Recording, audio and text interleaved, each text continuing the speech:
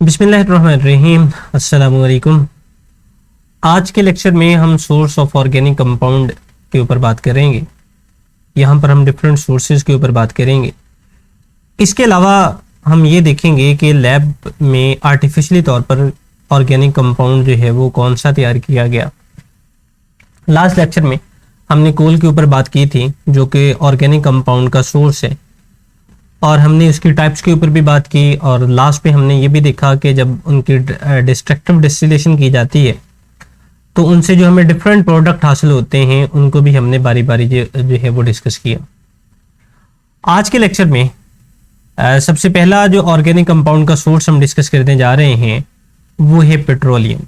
हमारे पास चाहे पेट्रोलियम है, चाहे कोल है, चाहे नेचुरल गैस है, ये जो तीनों प्रोडक्ट हमारे पास मौजूद हैं ये सेम वे के अंदर प्रोड्यूस होती हैं। यानी जो ऑर्गेनिक कंपाउंड हैं, यानी प्लांट्स हैं या जानवर हैं, ये ज़ेरे ज़मीन दफन हो गए और लाखों साल जो है वो ज़मीन के नीचे दफन रहे under high temperature and pressure. So इन पर बैक्टीरियल डिकम्पोजिशन हुई। सो बैक्टीरियल डिकम्पोजिशन के नतीजे में कोयला भी बना, पेट्रोल भी बना, यानी पेट्रोलियम प्रोडक्ट भी हमारे पास बनी, और नेचुरल गैस जो है वो भी बनी। सबसे पहले पेट्रोलियम की डेफिनेशन देख लेते हैं कि पेट्रोलियम को डिफाइन किस तरह से करते हैं। Petroleum is dark brownish. Dark brownish ये कलर का होता है जी, यानी ब्राउन कलर को डार्क कर लें या ब्राउन कलर को गहरा कर लें, सो इसको डार्क ब्राउनिश कहते हैं। आर ग्रीनिश ब्लैक, यानी इसमें ग्रीन और ब्लैक कलर मिक्स है, इसको greenish black coloured. Viscous liquid, viscous कहते हैं जी थिक लिक्विड को, यानी ऐसा लिक्विड जिसकी विस्कोसिटी जो है वो ज्यादा होती है जी, ऐसे को विस्कस लिक्विड जो है वो बोला जाता है। सो ये इसकी डेफिनेशन है कि petroleum is a dark brownish और greenish black coloured viscous liquid.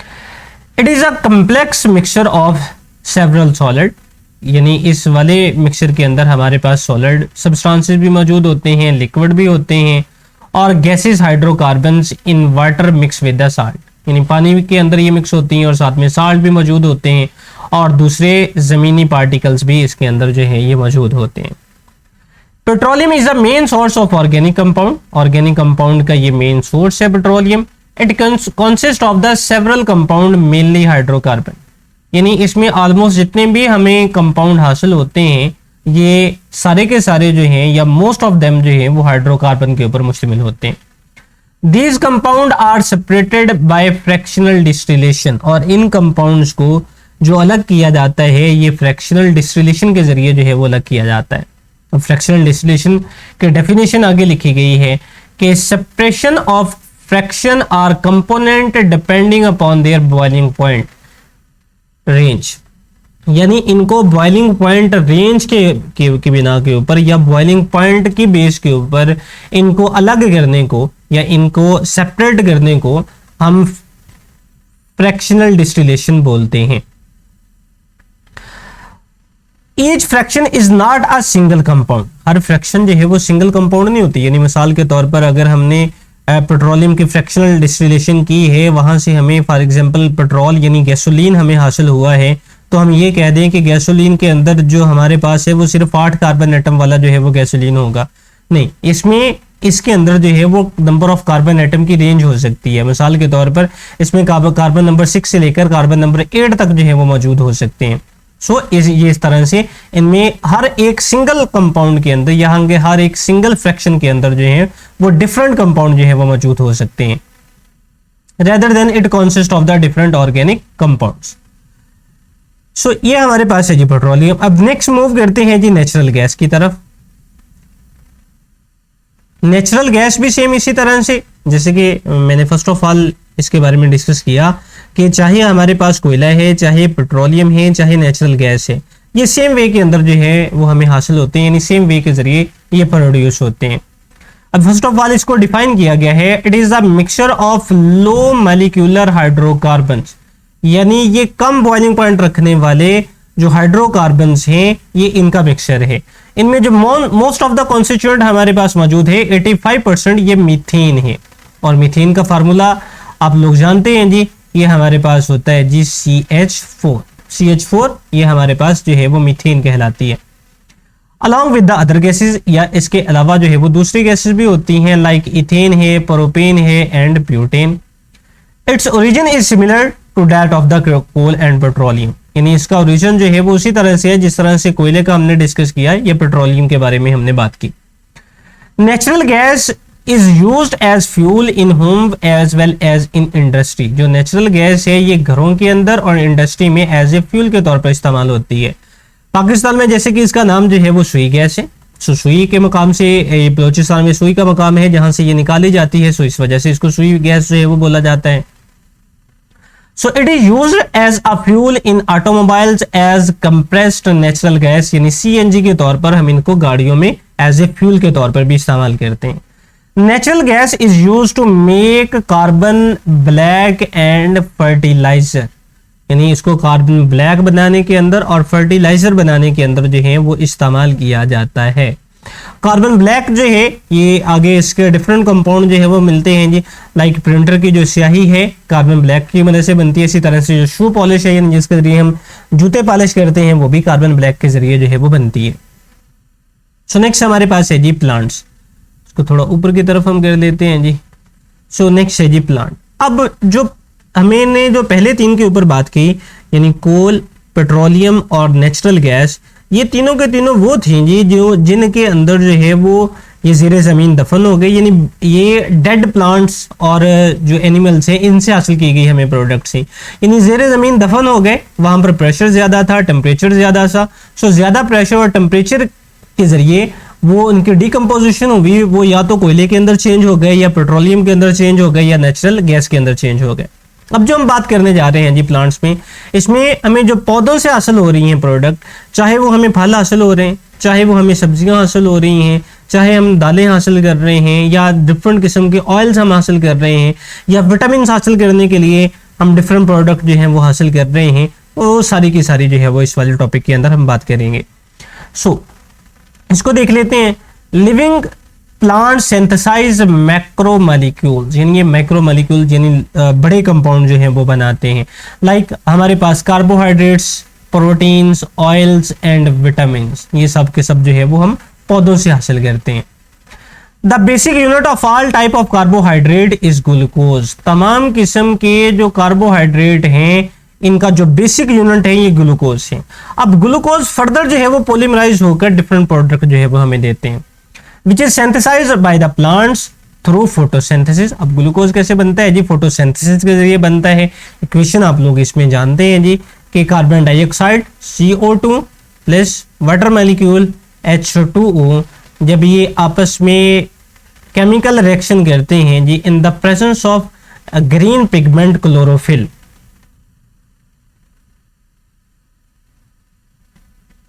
Chlorophyll की मौजूदगी में and in the presence of sunlight, यानी क्लोरोफिल जो है वो सब्ज पिगमेंट जो है वो पौधों के पत्ते में पाया जाता है, और सनलाइट की मौजूदगी में फोटोसिंथेसिस होगी। सो इसके जरिए हमें क्या मिलेगी जी? ग्लूकोज मिलेगा C6H12O6, और साथ में हमें हासिल होगी ऑक्सीजन गैस। सो ये हमें इक्वेशन जो है वो फोटोसिंथेसिस की इक्वेशन है, यानी इसके जरिए जो है वो हमें ग्लूकोज जो है वो मिलता है। सो आगे लिखा गया है जी glucose further polymerize to form sucrose. जब पॉलीमराइज होता है, पॉलीमराइज का मतलब है जी छोटे यूनिट सेल का मिलकर बड़ा यूनिट बनाना। जैसे ग्लूकोज जो है वो छोटे यूनिट है, ये सबसे बेसिक यूनिट है जी, ये आपस में कंबाइन होंगे, सो इनके कम्बिनेशन से हमें क्या हासिल होगा जी? सुक्रोज हासिल होगा। इसी तरह से स्टार्च है, और इसी तरह से सेलुलोज जो है ये हमें इसकी फर्दर जो है वो पॉलीमराइजेशन से हासिल होंगे।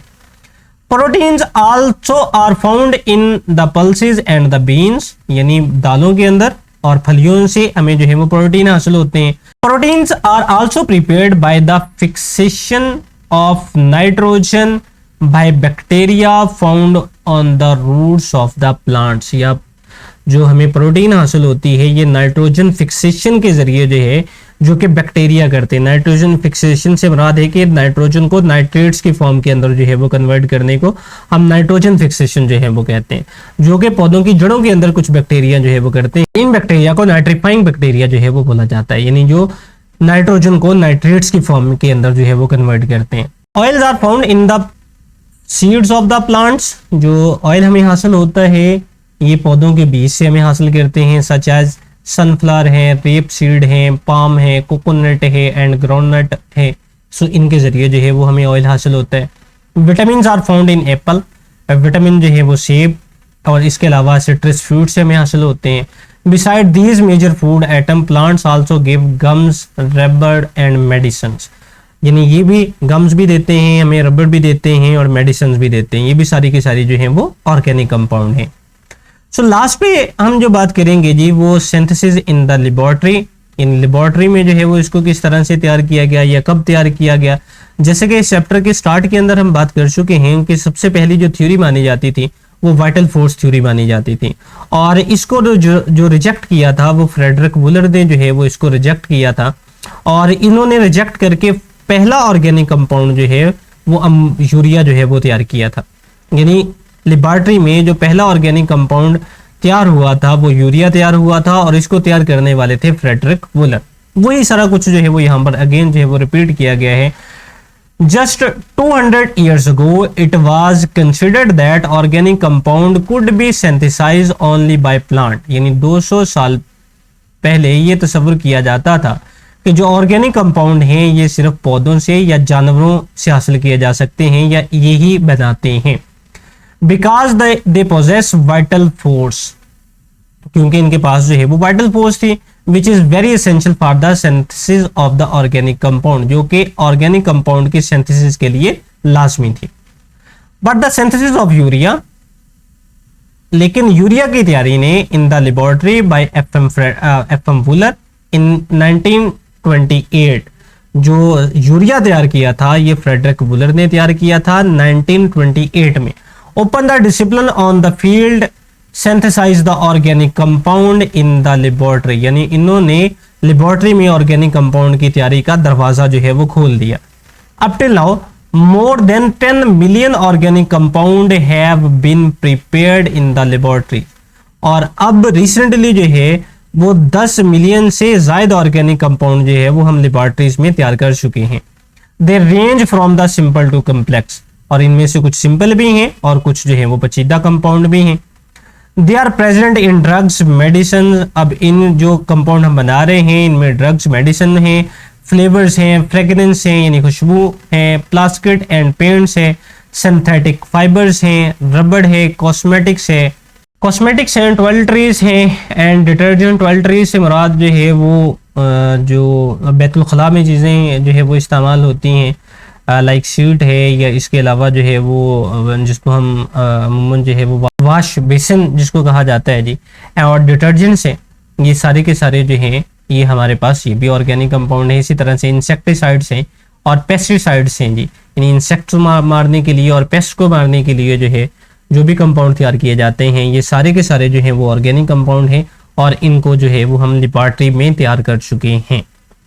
सो ये था जी आज का टॉपिक, जिसमें सोर्सेज ऑफ ऑर्गेनिक कंपाउंड के ऊपर हमने बात की, यानी ऑर्गेनिक कंपाउंड के डिफरेंट सोर्सेज हमने देखे, जिनमें हमारे पास पेट्रोलियम है, नेचुरल गैस हमारे पास है, प्लांट्स हैं, और इसी तरह से जो हम ऑर्गेनिक कंपाउंड जो हैं वो लेबोरेटरी में तैयार कर चुके हैं, इनकी कुछ एग्जाम्पल जो है वो हमने देखी। सो आज का लेक्चर यहाँ पर ख़त्म होता है जी। अल्लाह हाफिज़।